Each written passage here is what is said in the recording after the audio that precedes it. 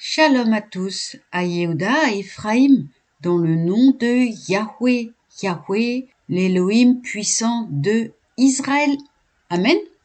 Aujourd'hui, lecture de la Haftara dans Yeshayahu, chapitre 33, verset 14 à chapitre 34, verset 8.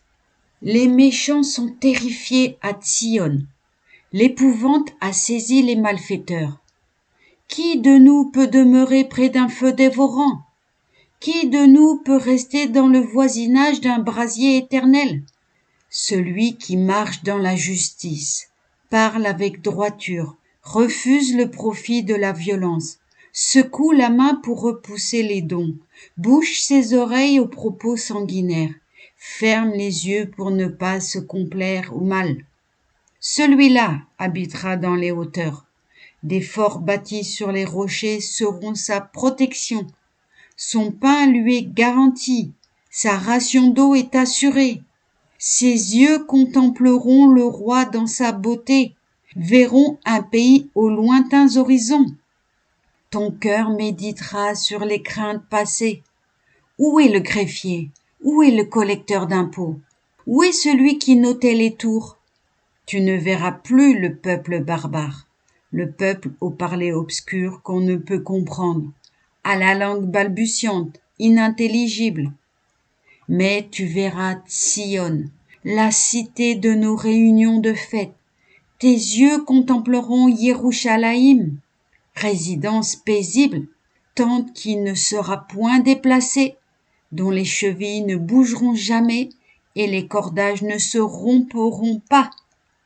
Car Yahweh manifeste sa puissance en notre faveur, comme si nous habitions un lieu entouré de fleuves, de larges rivières que ne sillonne aucune barque à rameur, que ne traverse aucun fier navire.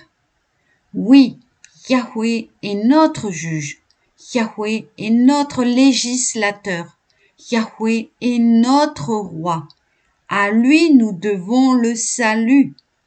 Tes cordages sont relâchés, ils ne peuvent consolider le pied de leurs mâts, ni déployer les voiles. Aussi de riches dépouilles sont distribuées comme butin. Les boîtes eux-mêmes prennent part au pillage. Et aucun habitant ne pourra dire « j'ai éprouvé du mal ». Le peuple qui réside à Yerushalayim a obtenu le pardon de ses péchés. Approchez, peuple, pour entendre. Nations, soyez attentives.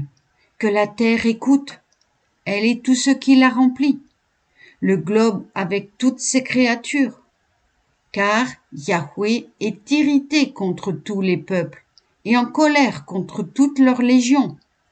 Il les a frappés d'anathème, voués au carnage. Leurs morts jonchent le sol. Leur cadavre répand une odeur putride. Leur sang fait fondre les montagnes. Toute la milice céleste se dissout. Les cieux sont roulés comme un livre et tous leurs astres tombent comme tombe la feuille de la vigne et le fruit desséché du figuier.